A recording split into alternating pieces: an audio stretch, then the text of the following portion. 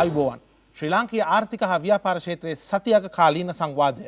Welcome to the weekend discussion of the latest in Sri Lankan business and economic trends. This is BISNOMICS.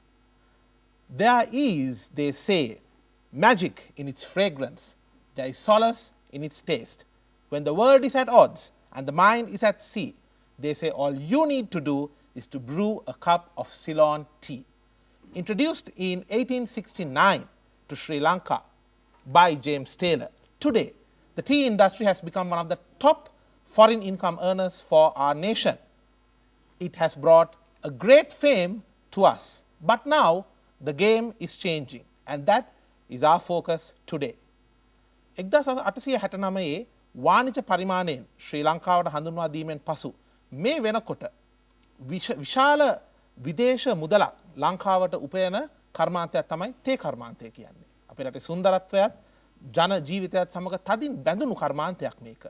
හැබැයි මේ වෙනකොට අප්‍රිකානු රටවල් වලින් දැඩි තරංකාරීත්වයක් අපිට පෙන්වනවා. ඒ වගේම විදේශීය පාරිභෝගිකයන්ගේ කැමැත්ත, ඒ පාරිභෝගිකයන්ගේ අපි කියනවා බය බිහේවියර් එක ගොඩක් වෙනස් වෙමින් පවතිනවා. මෙවැනි පසුබිමක ශ්‍රී ලාංකීය තේ කර්මාන්තය තවත් ශක්තිමත් කර ඉදිරියට ගෙන යන්නේ කෙසේද? අද BISNOMICS තුලින් අපි කතා කරන්නේ ඒ පිළිබඳවයි. මේ ගැන කතා කරන්න අපිත් එක්ක එකතු වෙනවා කොළඹ ටී ට්‍රේඩර්ස් ඇසෝසියේෂන් එකේ සභාපති ජයන්ත කරුණාරත්න මහත්මයා. අයිබෝවන් ජයන්ත. අයිබෝවන්. ජයන්ත මම ඉස්සෙල්ලාම අහන්න කැමති දැන් ලෝකයේ තියෙන බොහොම අපි කියන ෆේවරිට් බෙවරේජ් එකක් තමයි සිලෝන් ටී කියන්නේ. ශ්‍රී ලංකා කියන එක දන්නේ නැති වුණත් සිලෝන් ටී කියන එක දන්නේ නැති කෙනෙක් නැහැ. හැබැයි අපි ගත්තොත් මේ වර්තමානයේ මේ COVID-19 වසංගත උදරින් මොන වගේ බලපෑමක්ද උනේ අපේ තේ කර්මාන්තයට? විශේෂයෙන්ම අපි ගත්තොත් තේවල මිලට ලෝක වෙළඳ පොලේ. ලංකාවේ තේ කර්මාන්තය ගත්තොත් මේ COVID ප්‍රශ්නයත් එක්ක මේක අපිට දැනෙන්න පටන් ගත්තේ මාර්තු මාසේ විතර. මාර්තු මාසේ මැද හරිය විතර. අපේ පළවෙනියට ප්‍රශ්නයක් ආවේ අපේ පළවෙනි සමහර මාකට්ස් චීනය වගේ මාකට්ස් අපිට කිව්වා පොඩ්ඩක් අපේ ෂිප්මන්ට්ස් නවත්තන්න කියලා. පොඩ්ඩක් ඩිලේ කරන්න කියලා. ඒක තමයි පළවෙනියටම අපිට දැනුනේ. දෙවෙනියට ලංකාවේ මාර්තු මැද හරිය වෙනකොට ප්‍රශ්නේ පටන් ගත්තා. අපිට ගොඩක් හෙල්ත් ඇඩ්වයිසර්ස් ආවා අපිට එකතු වෙන්න එපා, එකතු වෙලා මේ ඔක්ෂන් කරන්න එපා, ඒ වගේ ප්‍රශ්න ආවා. එකට වැඩ කරන්න එපා, ෆැක්ටරි වල වැඩ කරන්න එපා, ඔක්කොම අර පරතරය තියාගන්න, ඒ වගේ ගොඩක් හෙල්ත් රෙගුලේෂන්ස් ආවා. රෙගුලාසි ගොඩක් ආවා. ඉතින් ඒ අවස්ථාවේදී අපේ ලොකුම ප්‍රශ්නේ වුණේ කොළඹ තේ වෙන්දේසිය කරගෙන යන්න. කොළඹ තේ වෙන්දේසියේ ප්‍රශ්නයක් අපිට ආවා. අපේ අන්තිම අපි කියනවා අවුට්ක්‍රයි ඔක්ෂන් කියලා. ඒ කියන්නේ අපි කෑ ගහලා ගන්න ඔක්ෂන් එකක අවුරුදු 126 පවතුනා. ඒක ඉදිරියට කරගෙන යන්න බැරි තත්ත්වයක් ආවා. මොකද අපිට මේ ඔක්කොම බයස්ලා ඔක්කොම ගැනුම්කරුවෝ 200ක් විතර එක තැනකට ගේන්න බැරි කමක් තිබුණා. විශාන්ත දැන් තේ වගා කරන කට්ටියත් එයාලගෙන් සුළු ප්‍රතිශතයක් එයාලා ඩිරෙක්ට්ලි ගන්න පුළුවන් වුණා. අනිත් ටික මේ තේ ඔක්ෂන් එකට දාලා තමයි ගන්න ඕන ගොඩක් වෙලාවට නේද? සාමාන්‍යයෙන් අපේ රෙගුලේෂන් හැටියට 100%ක්ම වගේ ඔක්ෂන් එකට දාන්න ඕනේ. හැබැයි ඉතින් 5% විතර පුළුවන් ඩිරෙක්ට් විකුණන්න. ඒකත් මේ රෙගුලේෂන්ස් තියෙනවා. ඒවට යටත්ව විකුණන්න පුළුවන්. ඒ 5% විතර තමයි. ලංකාවේ හදන තේ ප්‍රමාණය මිලියන 300ක් විතර. ඒකෙන් 95% විතරම තේ වෙන්දේසි තමයි විකිනෙන්නේ. මොකද හැමෝම හිතනවා ඒක තමයි හුඟක්ම ෆෙයා, හොඳටම මිල ගණන් හම්බ වෙන ක්‍රමය කියලා විකුණන්න. ඉතින් ඒක තමයි. ඉතින් ඒක පවත්වා ගැනීමේ ප්‍රශ්නයක් තමයි අපිට ලෝකලි බලපෑවි ඉස්සෙල්ලම. ඒක කොහොමද කරගෙන යන්නේ? ඉතින් ඒකට අපි ප්‍රශ්න ගොඩක් තිබුණා. මොකද අපිට හුඟක් මහන්සි ගත්තා. අපි මාර්තු 20 ගණන් වල අපේ වෙන්දේසිය තියන්නේ ඒක අපිට තියන්න හම්බුනේ නැහැ. මොකද කරගන්න ක්‍රමයක් නැහැ. ඊට පස්සේ දැන් මේ වෙන්දේසිය සුමාන 2ක් විතර පරක් වෙනකොට අපිට හුඟක් මේ ප්‍රෙෂර් එක ආවා from හැමෝගෙම තේ නිෂ්පාදකයන්ගෙන් මේ බ්‍රෝකර්ස් වරුන්ගෙන් ඒ වගේම ලංකා ටී බෝඩ් එකෙන් මේ තේ විකුණන්න ඕනේ කියලා. ඉතින් අපිට ඒ අවස්ථාවේදී මොකක් හරි වෙන ක්‍රමයක් හොයාගන්න ඕනකම තුණා. ඉතින් එතන තමයි මේ e-auction එක e-platform එක පටන් ගත්තේ. ඒ background එක උඩ තමයි. විශාන්ත මම දැන් විශේෂයෙන්ම අහුවොත් දැන් අපි ගත්තොත් මේ ලෝක වෙළඳ පොලෙන් ඔබ කිව්වත් වගේ අර යම් යම් shipment 7 එක පොඩ්ඩක් control කරන්න කියලා වඩ එක. ඒතකොට තේ මිලට මොකද වුණ බලපෑම මේකෙදි? නෑ මෙහෙමයි උනේ මාර්තු මැද හරියේදී විතර තමයි මාර්තු මැද හැටියට හොඳ ප්‍රයිස් එකක් මේ හොඳ මිල ගණනක් තේ වලට ලැබුණා. මාර්තු මැද ගණන් වල. ඉතින් තේ චීනෙන් තමයි ඉස්සෙල්ම එපා කිව්වේ. ඊට පස්සේ සමහර වෙලාවට සමහර අනිත් රටවල් කිව්වා පොඩ්ඩක් ඩිලේ කරන්න. ඒගොල්ලන්ටත් හරියට තත්ත්වය තේරුනේ නැහැ මොකද වෙන්නේ කියලා. කවුරුත් අත්විඳලා තිබුණ අත්දැකීමක් නෙමෙයි මේක. ඉතින් කවුරුත් දන්නේ නැහැ කොච්චර කලකටද මේක නවත්තන්න ඕනේ. කොච්චර කාලක් මේක තියාගෙන ඉන්න ඕනද කියලා අත්දැකීමක් කාටවත් තිබුණේ නැහැ. ඉතින් අපිට ටිකක් පොඩි පැනික් සිටුේෂන් එකක් තිබුණා මොකද කරන්න කියලා. ඉතින් අපේ ඒ ජාත්‍යන්තර අයගෙන් සමහර කට්ටිය කිව්වා නෑ ඔයගොල්ලෝ තියෙන මේ අපේ ඇණයුම් මේ නැව්ගත කරන්න කියලා. ඉතින් ওই වගේ මික්ස් එකක් තමයි මාර්තු මැද මාසේ sentiments from the markets from because එක එක රටවල් එක එක විදියට මේක ගත්තේ. අපේ මේන් මාකට්ස් අපි කියමු රෂ්‍යා CIS එක ඒ කාලේ මාර්තු මාසේ මාර්තු අන්තිමට ලොකු ප්‍රශ්නයක් තිබුණේ නැහැ. ඊයේ සමහර රටවල් කිව්වා නෑ අපිට පොඩි ප්‍රශ්න තියෙනවා පොඩ්ඩක් හෙමින් යවන්න එපා කියලා. ඉතින් ඒ වගේ රියැක්ෂන් එකක් තිබුණේ. ඉතින් මාර්තු මැද ඔක්ෂන් එකේ මාර්තු මැද වෙන්දේසි මිල ගණන් හොඳයි. ඊට පස්සේ දැන් සුමාන දෙකක් විතර කරගන්න බැරි වුණා. එතකොට ප්‍රයිසස් වල අඩුවීමක් උනේ නැහැ. මොකද ඔක්ෂන් වෙළඳ මේ වෙන්දේසියක් තිබුණේ නැහැ.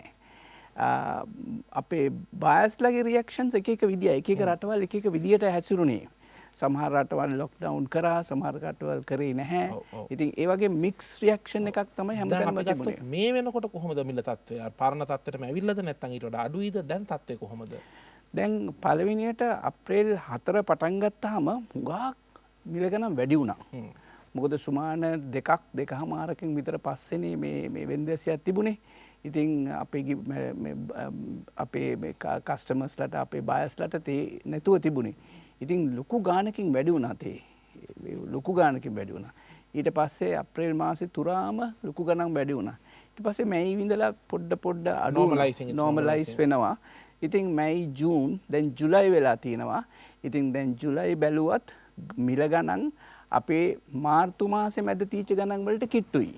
ඒ කියන්නේ මාකට් එක වැඩි වෙලත් නැහැ අඩු වෙලත් නැහැ. මාර්තු මාසේ මැද තිබිච්ච මිල ගණන් වලට කිට්ටු මිලක් තමයි දැන් තියෙන්නේ. Mr. Jayantha, then referring to what you mentioned about the e-auction, I think it was the first time in the history of this country and everyone was lauding about that and saying how great that is. Now my question to you, why did it take, I mean we've been having our industry for 150 plus years, auction has been there for 120 plus years, but why had we not adopted to this kind of a digital technology before? Why did we have to wait until COVID-19?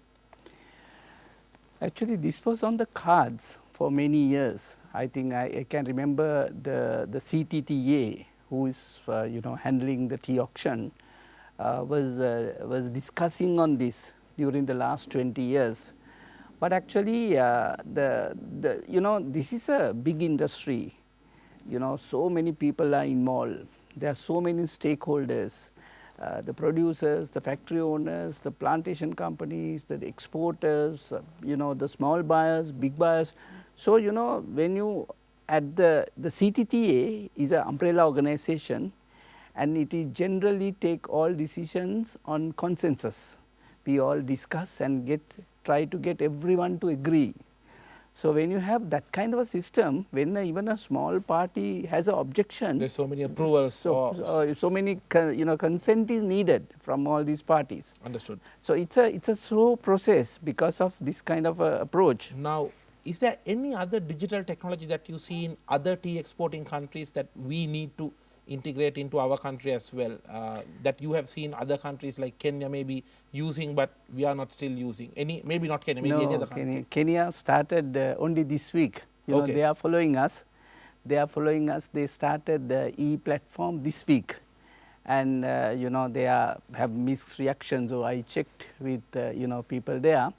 But they started for the first time this week. Okay. So we are about 3 months ahead of them. Yes. Well, good to know we are setting the trend in the region and in the world. Yes.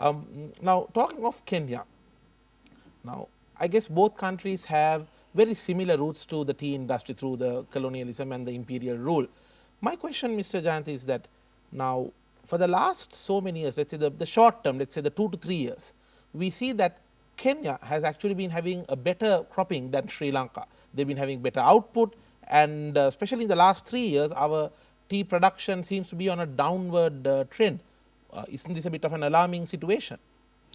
Yes, it's an alarming situation. If we take Sri Lanka, we were having about 300 million kilos produced that is annually.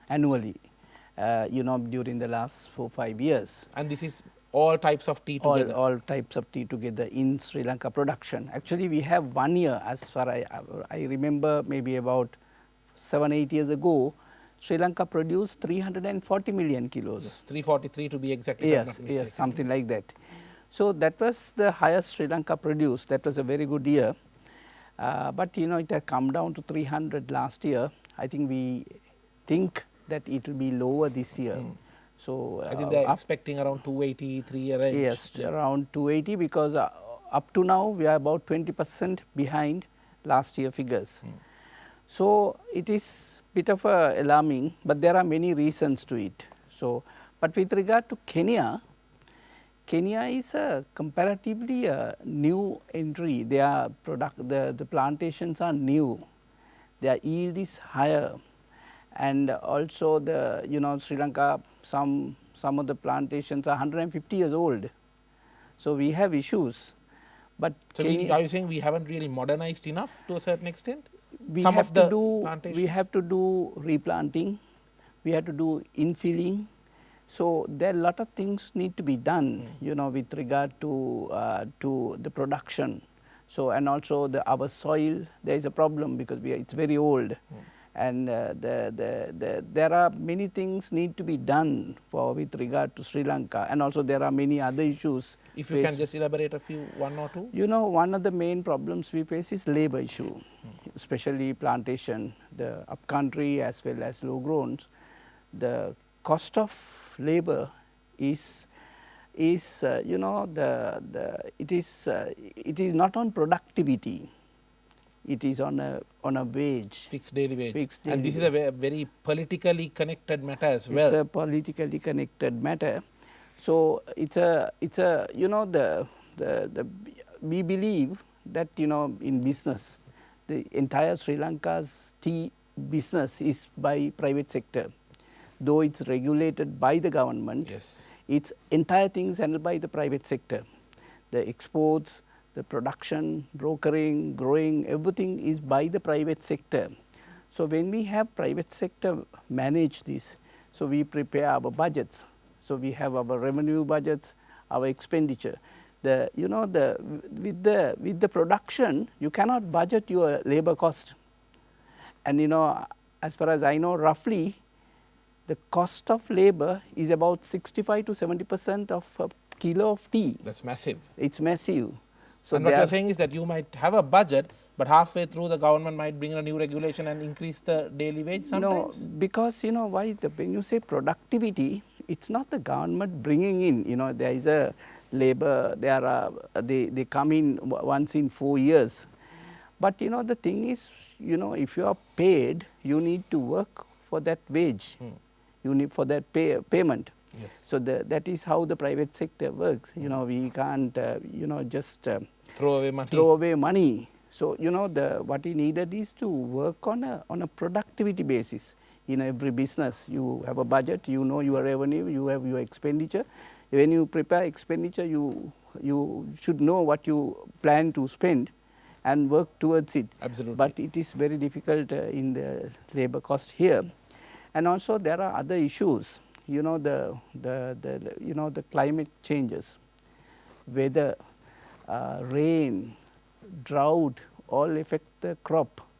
When the crop comes down, then their cost has gone up a lot, much more than they expected. So these are the reasons, we have to sort it out. And I guess definitely if you take a country like Kenya, I believe that it's more flexible there in terms of the employment, because there is probably a much more cheaper labor pool available for them as well, which I mean, more profitability always encourages more supply. That's the basics of economics. Yes. No, yes, that is one reason, and also the yield are high there. Okay. So they can get more kilos of Okay. tea from 1 hectare Okay. compared to Sri Lanka. Is it because of the weather and the soil and all Yeah, that as because well? they have lot of plants in between. If you take a hectare number of plants, I don't have the details. Sure. But they can pluck more tea Understood. from each hectare compared to Sri Lanka. Lanka. So Understood. Sri Lanka has a problem that way. there. Yes. And we will be getting back to those challenges shortly. Stay tuned. We will be back after a short break. This is BISNOMICS. Welcome back. ශ්‍රී ලාංකීය ව්‍යාපාර හා ආර්ථික ක්ෂේත්‍රයේ සතියක කාලීන සංවාදයේ සමගයි ඔබ මේ එක්ව සිටින්නේ. මේ BISNOMICS. අපි අද කතා කරන්නේ ලංකාවේ තේ කර්මාන්තය ගැන. මිස්ටර් ජයන්ත, දැන් අපි කලින් කතා කරත් වගේ ලංකාවේ තේ කර්මාන්තයට නොයෙකුත් අභියෝග තියෙනවා. දැන් අපි බැලුවොත් මේ තේ කර්මාන්තය සමග සම්බන්ධ වෙලා ඉන්න එක්කෙනෙක් විදිහට සමහර වෙලාවට මැනුෆැක්චරර් කෙනෙක් විදිහට නැත්නම් ග්‍රෝවර් කෙනෙක් විදිහට වෙන්න පුළුවන්. ඔබ දකින විදිහට මොනවද ලංකාවේ තේ කර්මාන්තයට තියෙන ප්‍රධාන අභියෝග තුන? පළවෙනි අභියෝගය අපිට හොඳ වෙළඳපොළක් අවශ්‍යයි. වෙළඳපොළ අපේ දැන් තියෙන වෙළඳපොළ අපි about 300 million kilos විතර හදනවා. මේකේ අපේ ඒක පවත්වගෙන යන්න සහ ඒකට අපිට ලැබෙන ආදායම වැඩි කරගන්න ක්‍රමයක් අවශ්‍යයි. අපිට ඒකට දැන් අපේ විකුණන මාකට්ස් තියෙනවා. ඒ මාකට්ස් වල අපේ තියෙන ප්‍රසන්ස් එක වැඩි කරගන්න හරි එහෙම නැත්නම් අපේ තේ වලට වැඩි මිලක් ගන්න හරි ඒක තමයි පළවෙනි චැලෙන්ජ් එක හැටියට මට තේරෙන්නේ. දෙවෙනි එක තමයි ක්වොලිටි එක. ක්වොලිටි එක තමයි අපේ තේ දැනටම ගත්තත් ලෝකේ අනිත් රටවල් එක්ක බැලුවාම රටවල් කීපයක් තේ හදනවා ලොකුවට. චීනය, ඉන්දියා, කෙනියා, ශ්‍රී ලංකා, වියට්නාම්, ඊරාන්, ආජන්ටිනා ගොඩක් හදනවා. ලංකාවේ තේ වලට තමයි ඔක්ෂන් එකක වැඩිපුරම මිලක් ලැබෙන්නේ. චීන ෆිගර්ස් එළියට එන්නේ නැහැ හරියට. but අනිත් ඔක්ෂන් සෙන්ටර්ස් එක බැලුවාම Ceylon tea has a premium value. හැමතිස්සෙම අපි සාමාන්‍ය වශයෙන් ඩොලර් එකක විතර මිලක් වැඩි අනිත් ඔක්ෂන් සෙන්ටර්ස් වලට වැඩිය. දැන් අපේ දැනට අපි මේ ඇවරේජ් ටී ප්‍රයිස් එක ගත්තොත් ඩොලර් 3.40ක් විතර වෙනවා කොළඹ ලංකාවේ. දැන් සාමාන්‍ය බ්ලැක් ටී එකකට නෑ ඕන අපේ ඔක්ෂන් එක සුමානික යන බීදන් විකිනෙන තේ අරගෙන ඇවරේජ් එක ගත්තොත් ඩොලර් 3.40ක් විතර. දැන් කෙනියා ගත්තොත් ඔකට වඩා ඩොලර් එකක් විතර අඩුයි. ඒගොල්ලන්ට ක්වොන්ටිටි වැඩි වුණාට හැබැයි ඒගොල්ලන්ට ඩොලර් එකක් විතර අඩුවෙන් හම්බ වෙන්නේ. ඉතින් ඒක අපිට හම්බ වෙන්නේ අපේ ක්වොලිටි එක හින්දා. අපේ ක්වොලිටි කියන්නේ අපි මේන්ටේන් කරගත්ත ශ්‍රී ලංකා ටිකට හැදිච්ච ක්වොලිටි එකක් තියෙනවා. ඉතින් ඒක අපි මේන්ටේන් කරන්න ඕනේ. අපි කියමු හයි ග්‍රෝන්ස් උනත්, අප් කන්ට්‍රි තේ උනත්, පල්ලෙහා පහතරට තේ උනත් ඒ වලට මිනිස්සු කැමති ක්වොලිටි එකක් තියෙනවා. ඉතින් හුඟක්ම ලොකුම චැලෙන්ජ් එක තමයි මම දන්නවා මගේ කාලේ ඇතුළත මේ ක්වොලිටි එක බහිනවා. ඒක තමයි දෙවෙනියට මට පේන ලොකුම චැලෙන්ජ් එක. ඒ කියන්නේ මේක බහිනවා කියන්නේ සමහර කාර්යයක මැනුෆැක්චර් කරන කට්ටිය ක්වොලිටි එකට අවශ්‍ය කරන ෆෝකස් එක දෙන්නේ නැහැ. එහෙම ප්‍රශ්නයක්ද? දෙකක් තුනක් තියෙනවා. ඔයා කියපු එකක්. ඒක ඒගොල්ලෝ ෆෝකස් එක මදි. දෙවෙනි එක අපේ ක්ලයිමේට් චේන්ජස් හින්දාත් ඒගොල්ලන්ට බලපෑමක් තියෙනවා. ඒ කියන්නේ මේ උණට වැඩිය වහිනවා, උණට වැඩිය පායනවා, අපේ මේ පොළවේ සොයිල් වල මේ හොඳ ගතිය අඩු වෙනවා. ඒවා ප්‍රශ්න ගොඩක් තියෙනවා. දැන් මම දන්න අවුරුදු 30ක් 40ක් වගේ කාලේ වුණත් මට හොඳටම කියන්න පුළුවන් මගේ එක්ස්පීරියන්ස් එකෙන් තේබල ගුණාත්මක බව අඩු වෙගෙන යනවා කියලා. දැන් ඔය වැඩි ප්‍රයිස් එකයි ක්වොලිටි එකයි තමයි ලොකුම චැලෙන්ජස් දෙක අපිට තියෙන්නේ. තුන්වෙනි එක තමයි අපිට අපේ කරන්න ඕනේ අපේ තියෙනවා කරන්න ක්‍රම තව දෙක තුනක්. ඒ කියන්නේ අපේ ඉනෝවේෂන්ස්, මෙකනයිසේෂන් වගේ ඒවා අපි ඒවා හුඟක් පිටිපස්සෙන් ඉන්නේ. මම කම්පෙයාර් කරන්නේ නැහැ අනිත් ප්‍රොඩියුසින් කන්ට්‍රීස් එක්ක. ඒව නැතුණත් මට හිතෙනවා ඒවා ඇතුළට අපි ඒවා අපිට මේක අපේ මේ වෙළඳාමට එකතු කරගන්න පුළුවන් නම් අපිට ගොඩක් අපේ කොස්ට් එක මැනේජ් කරන්න පුළුවන් කියලා. ඉතින් ඔය තුන තමයි අපි ඉම්ප්‍රූව් කරගන්න ඕනේ. වැඩිපුරම ආදායමක් ලබා ගන්න එක, quality එක at least drop වෙන්නේ නැති වෙන්න තියාගන්න ඕනේ. අනිත් එක අපි වෙන ක්‍රම හොයාගන්න ඕනේ අපේ cost එක අඩු කරගන්න. Quite some valid thoughts there, Mr. Jayantha. Now, I want to draw parallels to another favorite beverage of the world, probably maybe the second or third favorite beverage of the world, at least unofficially, that is wine. And the country famous for wine is France. Now, France has actually done quite a good job in differentiating the wines based on what they call the terroir, and where the wines made with grapes from different regions have certain different distinct positioning.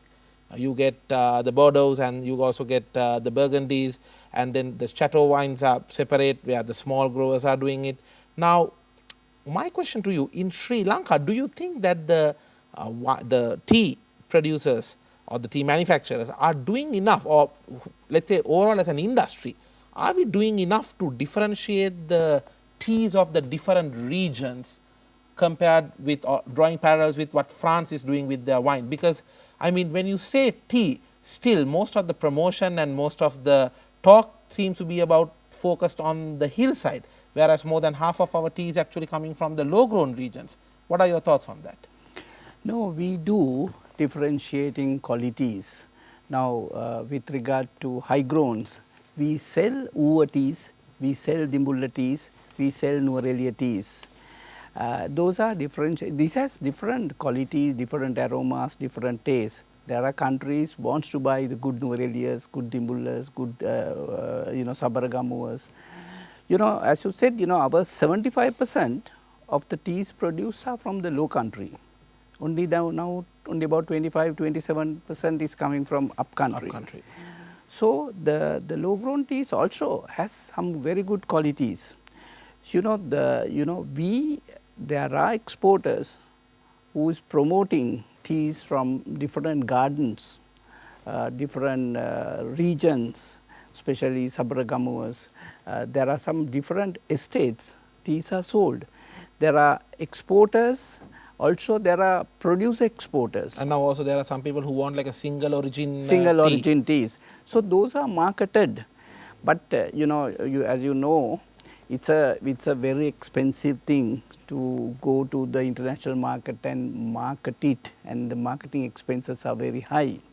So people cannot afford to do on their own, but but they keep doing it. There are some single estates doing their own exports and selling their own garden mark teas in countries like in Japan, in Germany, and various places. There are some people manufacture different qualities of tea and taking it to the market. There are exporters who are only involved in exports, work with producers and do it. But not that we don't do it, but if you want to do like Uvas, it's a seasonal thing. Like Dimbullas, it's a seasonal. You can't do it right throughout the year. All around the year, no. Yeah. So, but during this period, we sell as Uvas, we sell as Nuarelia. So it's happening in the tea trade. So what you're saying, it's happening, but ideally it should happen a little bit more. Yeah. But as you said, there are constraints in terms of the marketing expenditure and all that. Yes. Understood. I want to get into regulation, since you mentioned about it a little earlier as well. Mr. Jayantha, now the Ceylon tea, the pure Ceylon tea with the lion symbol was always seen as a symbol that signified quality. But is enough being done by the authorities to really protect this symbol? Because there were many instances of where this symbol itself was sort of replicated by sometimes non-Ceylon tea producers. And also, on a more practical sense, we often hear about the need where some of the industry players are saying, look, we need permission to import and blend foreign tea to keep the cost more affordable, because as you said, highest price in the auction is a good thing, but when it comes to managing demand, basic economics, higher the price, you get lower the demand sometimes. So my question to you is that this need for, where the industry players are saying we need to import and blend to keep the cost low, versus government saying no, keep it authentic, keep it pure Ceylon tea. This clash, what are your thoughts on that? I think you asked two questions from me.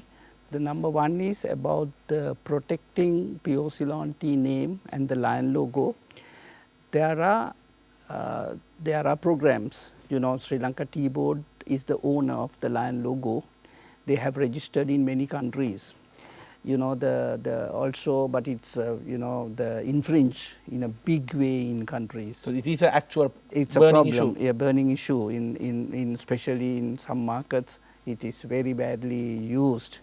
So, but Ceylon tea has no GI registration in Sri Lanka, but lion logo is registered or applied for registration by the tea board in many countries.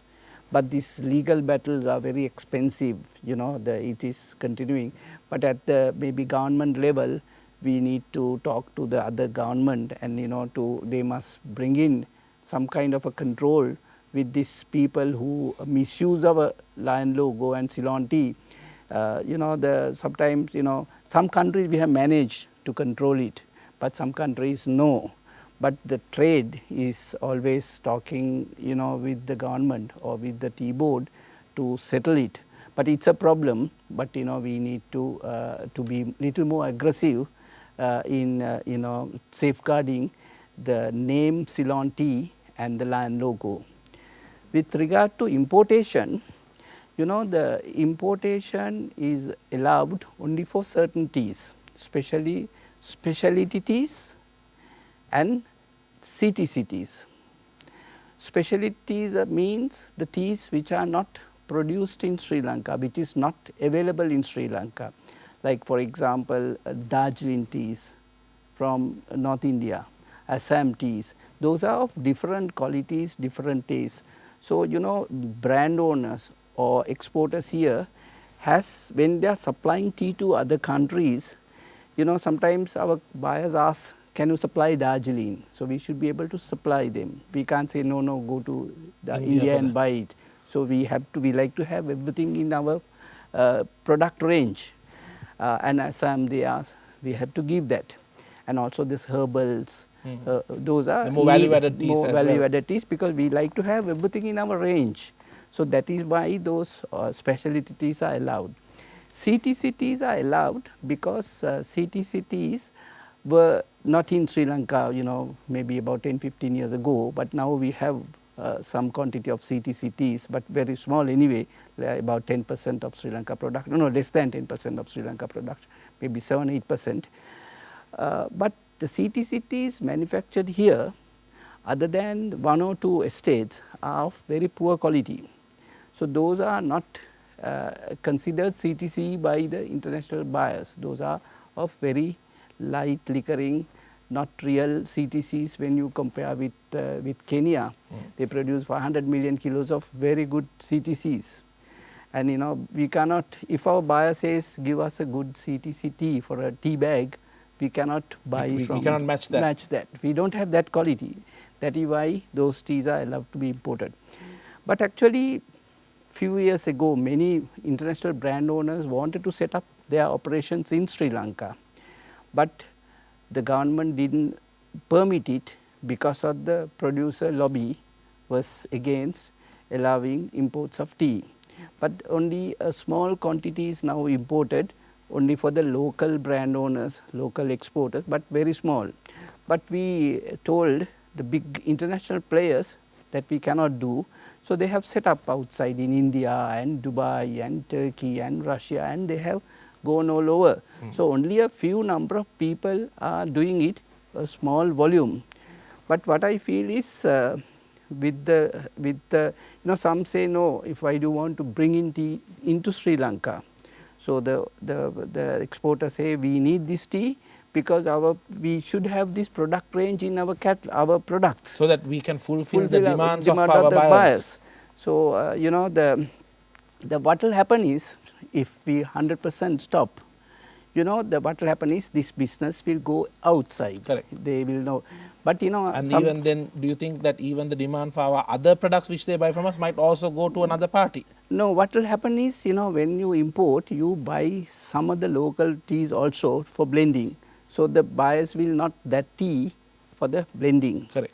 And also, other thing, if you want, there are two things why they complain. They say that people are bringing in because there are good teas available at a lower price in other countries. That's correct. In Kenya you can buy $2 very good teas. So what will happen is, if we don't bring in that tea, you know, our business will go away, because overseas buyer will not buy from us at $3.40, no, Correct. because of this $2 is available. Correct. So what will happen is, if we want to supply to that buyer, we'll have to wait till the market comes down to $2. Understood. So the tea which is getting $3.40 will come down to $2 for us to meet the market and supply, because exporters will not take a loss and ship huge loss. Correct. So it's a problem. We have been sort of talking to all sectors about it, but limited quantities are allowed, permitted for imports.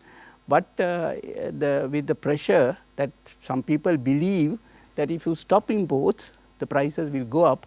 But I personally feel it's not so. Indeed. මද විරාමයකින් පසු අපි නැවතත් හමු වෙමු. This is BISNOMICS.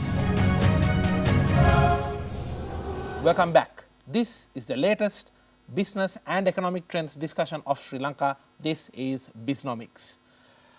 Jayantha, අපි දැන් විරාමයට කලින් පොඩ්ඩක් කතා කරා විශේෂයෙන්ම මේ ලංකාවේ තේ කර්මාන්තයට තියෙන අභියෝග ගැන. දැන් මම මෙහෙම ගත්තොත් දැන් අපි මැතිවරණ සමයක ඉන්නේ. දැන් අපිට ඇහෙනවා ගොඩක් පොරොන්දු ගොඩක් කමෙන්ට්ස් අපිට ඇහෙනවා මේ තේ කර්මාන්තය ගැන මෙහෙම කරන්න ඕන අර එහෙම කරන්න ඕන කියලා. දැන් අපි ගත්තොත් රජයක් විදියට ඊළඟට එළඹෙන පත්වන රජය කුමක් වුවත් රජයක් විදියට එයාලා මොනවද ඔබ දකින විදියට මේ කර්මාන්තයේ ඉන්න ගොඩක් අත්දැකීම් බහුල පුද්ගලයෙක් විදියට ඔබ දකින විදියට ඊළඟ රජය මොන වගේ ක්‍රියාමාර්ගයක්ද ගත යුත්තේ ලංකාවේ තේ කර්මාන්තයේ මේ ඉදිරි ගමන තවත් ශක්තිමත් කිරීමට? විශේෂයෙන්ම අපි ගත්තොත් දැන් අපිට පේනවා මේ කුඩා තේවතු හිමියන් ඒ වගේම ඔය කුඩා පවුල් එකතු වෙලා කරන ඒ තේ වගා කිරීම සම්බන්ධයෙන් දැන් මේ මිල උඩපල්ලෙහා යනකොට මේ මිලේ වෙනස් වීම වලින් එයාට ලොකු බලපෑමක් මේකෙන් එනවා. ඒ වගේම ඔබ කිව්වා මේ ලේබර් මේ වෙනකොට මේ තේ වතුවල ඒ තේ කර්මාන්තයේ වැඩට අවශ්‍ය කරන ඒ සේවක පිරිස හොයාගන්න එකත් ගැටලුවක් කරනවා. ඔබ දකින විදියට මොන වගේ ක්‍රියාමාර්ගයක්ද ඊළඟට පත්වන රජය ගත යුත්තේ? මම හිතන විදියට ඊළඟ පවත්වන රජය මේ ඉන්ඩස්ට්‍රිය මීට වඩා සීරියස් ගන්න ඕනේ. මම දැන් අවුරුදු 30ක් 40ක් මේ ඉන්ඩස්ට්‍රි ඉන්නකොට මට හිතෙනවා හැම තිස්සෙම පත්වන හැම රජයක්ම ඒ හුඟක් ප්‍රශ්න දිහා උඩින් තමයි බලන්නේ. ඒ කියන්නේ හදිස්සියට එන ප්‍රශ්නයක් විසඳනවා. විසඳන්න මම මෙහෙම කියන්නද? ටිකක් මේ ඉන්ඩස්ට්‍රි එක ඔටෝ පයිලට් මෝඩ් එකේ කොහොම හරි යනවා කියලා ඇටිටියුඩ් එකක් අරගෙන නැද්ද බොහෝ රජයක්? එහෙම තමයි. මොකද හුඟක් කට්ටිය ඒ අවස්ථාවට විතරක් තමයි කල්පනා කරේ.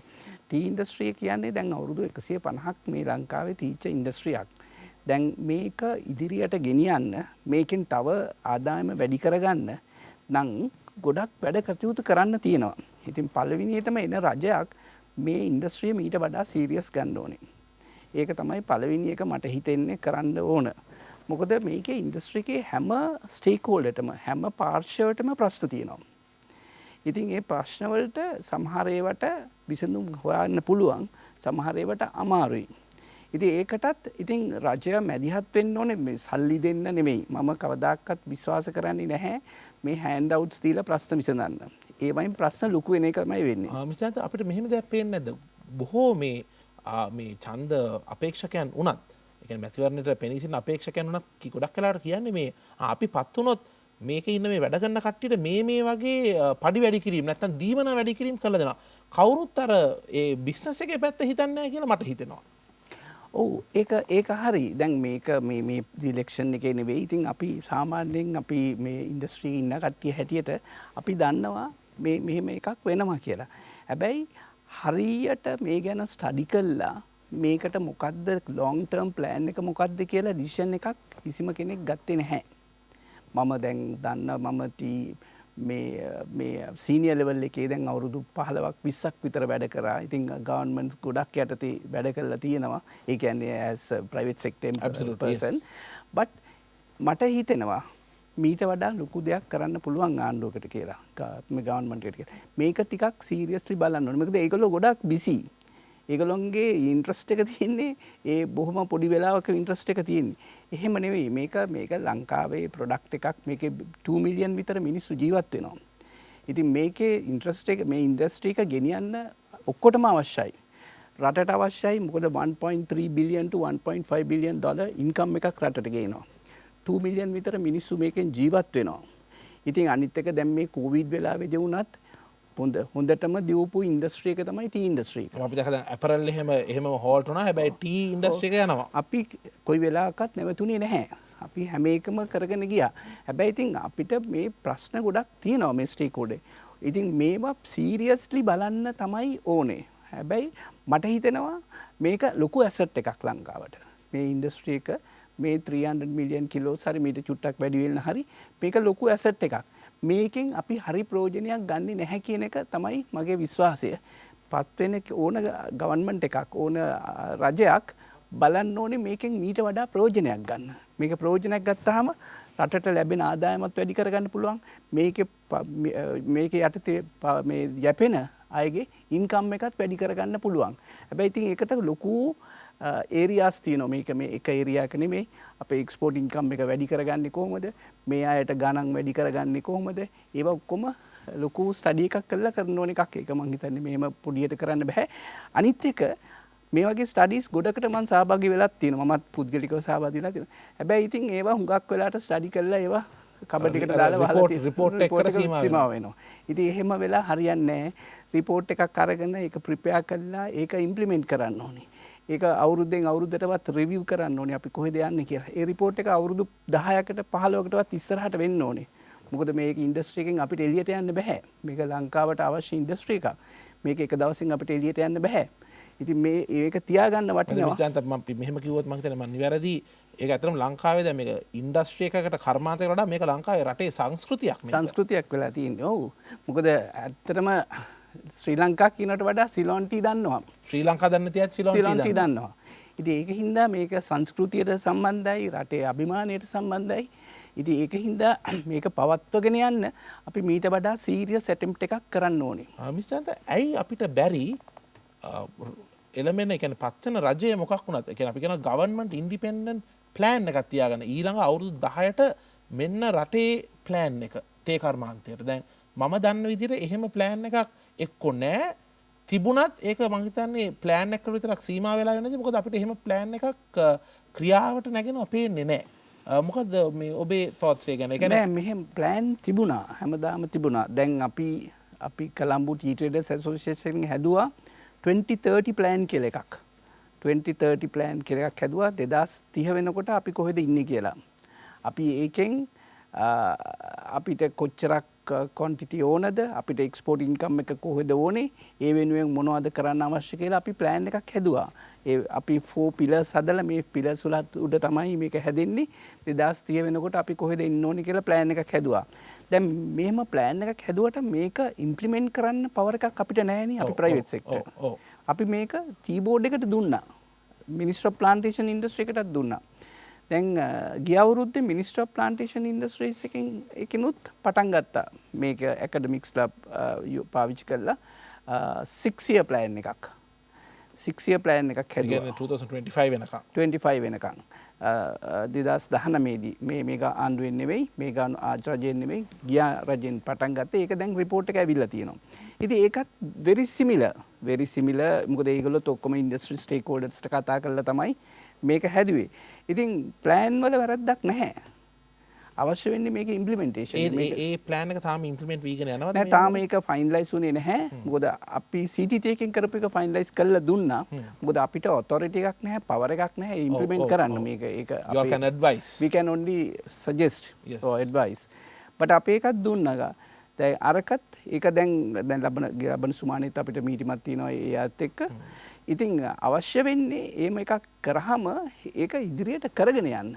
මොකක් හරි ප්ලෑන් එකක් අවුරුදු 6ක් කරනවා නම් මොන හරි ටාගට් එකකට ප්‍රයිවට් සෙක්ටර් හැටියට අපි විශ්වාස කරනවා ප්ලෑන් එකක් හැදුවා ටාගට් එකක් දාගෙන හරියට ස්ට්‍රැටජිස් පාවිච්චි කරොත් ඒක සක්සස්ෆුල් වෙන්න පුළුවන් කියලා. ඒක අපි විශ්වාස කරනවා. ඉතින් අපිට වෙන්නේ මේක කරන්න අපිට පවර් එකක් නැහැ. පවර් එකක් තියෙන අය මේක අපිට සපෝට් කරන්න ඕනේ මේක ඉදිරියට ගෙනියන්න. අමිෂාන්ත මම දකින විදිහට ලංකාවේ තියෙන ලොකු ප්‍රශ්නයක් තමයි සාකච්ඡා කිරීම කමිටුපත් කිරීම නම් සෑහෙන්න වෙනවා. ඇක්ෂන් ක්‍රියාවේ මදිකමක් තියෙනවා. මං හිතන්නේ මට ඔබ කියන දේෙන් තේරෙන්නේ මෙතනත් පොඩ්ඩක් මේක මේ ප්ලෑන් එක ක්‍රියාවට නැංවීමට පොඩ්ඩක් මන්දගාමී වෙලා තියෙනවා කියලා. දැන් මේ පාර ප්ලෑන් එක තාම ක්‍රියාවට නැග්ගන්න පටන් ගත්තේ නැහැ. මම පහුගිය කාලවල මේ වගේ හිටියා. ඉතින් අපිට තියෙන ප්‍රශ්නේ මෙතන තියෙන මේ පොලිටිකල් කල්චර් එකත් ලංකාවේ තියෙන කල්චර් එකත් මේ වැඩ කරන අයගේ කල්චර් එකත් බැලුවාම මේ වගේ එකක් ඉදිරියට ගෙනියන්න පුළුවන්ද කියලා සාධාරණ අවිශ්වාසයක් මට තියෙනවා. අනිවාර්යයෙන්. ඔබේ අත්දැකීමත් එක්ක. මගේ අත්දැකීමත් එක්ක. ඉතින් එහෙම කරන්න පුළුවන් නම් බොහොම තද විදියට ඒ කියන්නේ අපි ග්‍රී වුණා නම් ඒක කරන්න ඕන කියන අදහසේ ඉන්නවනම් අපිට මේ ඉන්ඩස්ට්‍රි තා ගොඩක් උඩට ගෙනියන්න පුළුවන්. I sincerely hope that everyone, all the stakeholders and even the authorities will come to that mindset very soon. Because I don't think this industry can afford to go on the autopilot mode for too long, as you were saying. Mr. Jayantha, I want to now come to the main focus of our tea industry, which is the black orthodox tea. But like you said, we are mainly producing that, but we do see the world moving towards other types of tea, like for example, the CTC teas, and also they are looking for new innovations. The global consumer today has all the information, so he or she wants newer innovations, like from climate positive teas to let's say various flavored teas, and there are so many other types of tea that the customers, the global customer, even our traditional export markets, those customers are now wanting. Now, is there a problem where we seem to be losing our relevance in this backdrop? And in your view, to simply put it, what do we need to do to make Ceylon tea great again? You know, we are the largest orthodox manufacturer of tea in the world.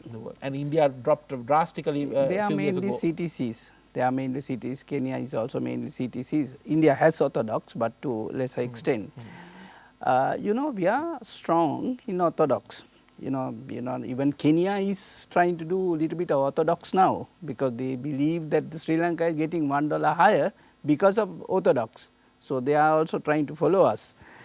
But you know, only thing is certain markets, especially, you know, when people drink tea with milk, they don't like our tea. Okay. Because our tea is little light and has aroma, flavor, but it's a more a tea which has to be drunk without milk. And maybe, you know, you can put lemon or some other things, but not milk.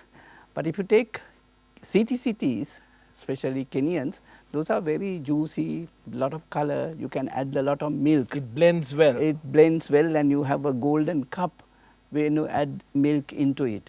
So, you know, some countries where people, especially UK, when the people like to drink tea with milk, they naturally will go to Kenya.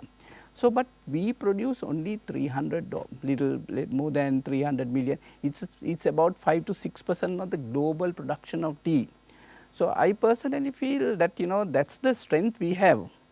I don't think we should try to go for other CTCs or other teas. But, you know, there are some factories making CTCs, there are some factories making green teas, but there are some factories making even oolong teas. So, they are very small volumes. More like niche producers. Niche producers, but they can get, because since, you know, the others don't have it, you know, people who want oolong tea or green tea have to buy from them. But that's not the strength we have. We are a orthodox, good quality, flavory tea producer. So, I think my personal opinion is we can have other products in our line. But, you know, especially the green teas, our tea is not really accepted by the global consumer because our taste is different to the taste they are used to. The Chinese tea is different. So, you know, that we have to create new markets. So, it's not an easy thing to do. And also when you try to do into a market, you get a lower price and then the producer complain that I don't get prices. So, but you know, when you have a strength and you know you are only producing 5% of the global production, we should strengthen our areas where we have no matter strength. what the trend may be, because you do have a demand for this. Yeah, I don't think it's a trend. You know, the consumer is globally looking for new products. You know, especially younger people, they look for new products.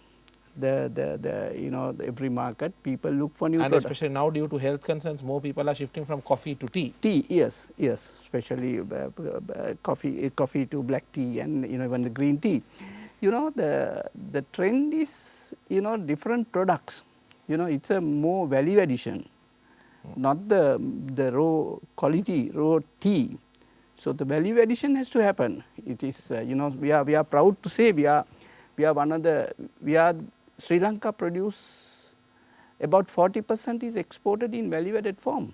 Okay. So no other country do that kind of volume.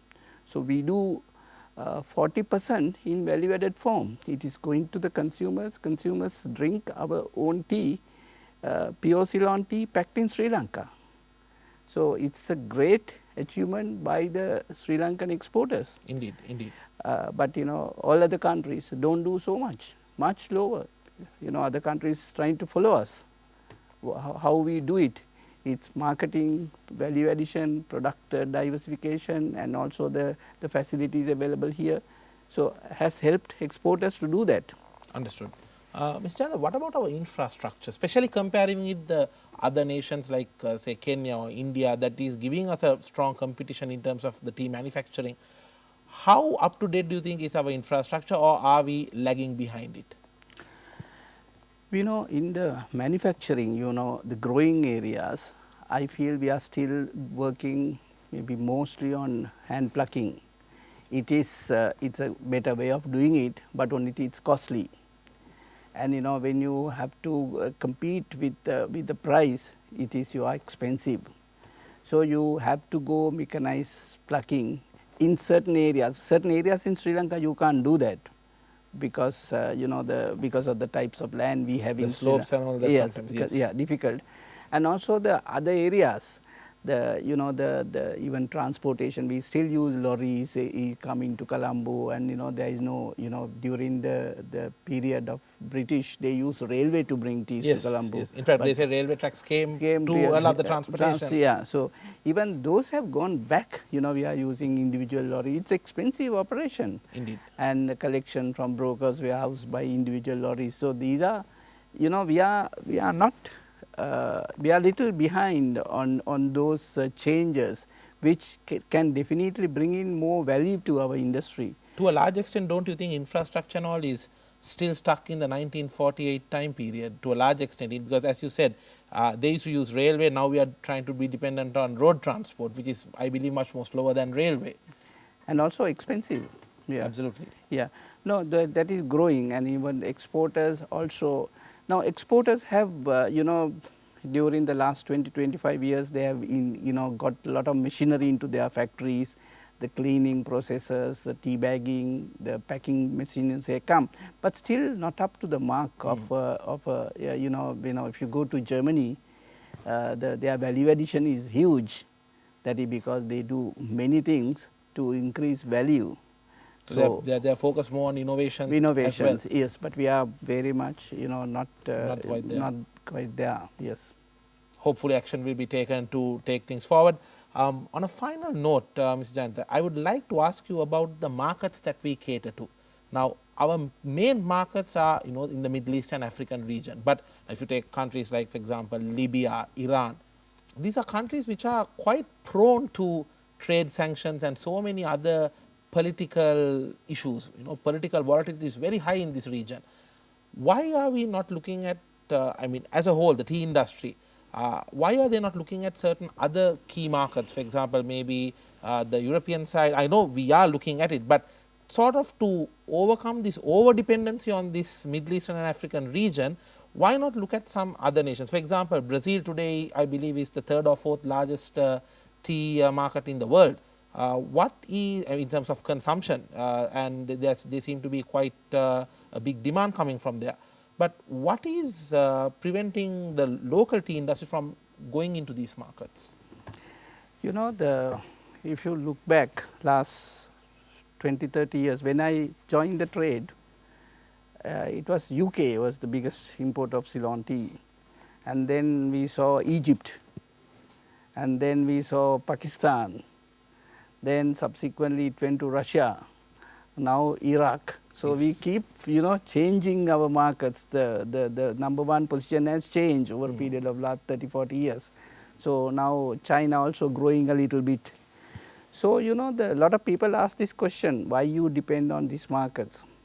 So it's a question we have answered, at many forums. It is because the demand is coming from them. Demand for tea, Ceylon tea is coming from the Middle East because they are used to our tea, our character, our quality. And also Russia, CIS are the main people who used to buy. But we have lost some markets. Pakistan is the biggest importer of the tea in the world, was one of our main market about 1980s, I think, is they don't buy our teas now. Well, what happened there in your view? No, they went to Kenya. So they have got used to Kenyan tea. Okay. Now they only want Kenyan tea, but they don't want our teas. Even if you give $1 cheap, they will not buy. Okay. Because they don't want our tea. Okay, all right. Because they So can't sell. it's not just a price Yeah. matter, it's also a taste matter. You It's got a used to that quality. taste. Yes, correct. So even if you give $1 cheap, they will not buy tea. So it is not easy to do this change, but it's happening slowly. So though you say change from Iran, Iraq, Russia, and go to China, USA, Canada, it's on theory, yes, we should, but it's not easy. You have to change the mindset of people, consumers. So how to change it? You have to, one thing is, you have to work with them for some time. As a marketing person, you understand, how to, if you are used to tea, how do you change it from tea to coffee? It's not, now Sri Lanka we drink mainly tea, but to change people to coffee, it's not an easy thing. Not at all. Now we eat rice. Can we ask people to start eating noodles? No, it's not easy. Not easy, understood. But yes. you can get a little bit few people, but it's happening over a period of time slowly. But it's a process and it needs time. And also you need a lot of money. For promotions And things which we cannot afford at the moment because of thin margins received by the exporters. Understood. So it should be done, but it's not easy. But it's happening slowly. Now, what do you think about some of the markets that we are actually dependent on? Now, for example, as you said, China is also buying some of our tea, right? In your thoughts and according to your experience, a little point or two, what you think is the impact from this US-China trade war on our tea industry? Is there an impact or are we safe? No, both are not very big markets for us. But any changes in the world, you asked me this question, the problems in the Middle East, this US sanctions is affecting us. Because it happens overnight. Overnight, US sanctions affecting us. And also US sanctions on Iran and maybe some of the Middle East countries like Syria and Russia is affecting our tea industry. And also, sometimes, even the money coming to us for sale of tea to other markets are stopped by some of the US banks and checking from where this money is coming to us. So, there are delays. And are you able to, and when they have a sanction like that, there must be logistical issues in getting the tea to those markets as well? Yes, definitely. But there is no ban on exporting tea to these countries. Okay. We can, because it's just the money coming in. It's the money coming is the issue, and there are delays. And also those countries, especially Iran, they cannot send dollars. So, they use various methods to send money to us. So that has, stopped our trading, it's not easy. Understood. But also Iraq, there is a problem. And then working with, Russia is also a problem to some extent, receiving money. But there is no problem of shipping. It's not illegal to ship tea to these countries. Yes. But any international problem and also sudden drop of oil prices in the world has affected us, because Iran lost a lot of income. Correct. Russia gas prices dropped. The ruble devaluated from 60 to about 75. So then in return, what happens is our payments were delayed. They were asking discounts. So various problems. So tea trade is subject to all these problems, because our markets are very volatile markets. The journey of Ceylon tea industry so far and the journey ahead. what policies do we need and what action do we need to strengthen the journey of our tea industry?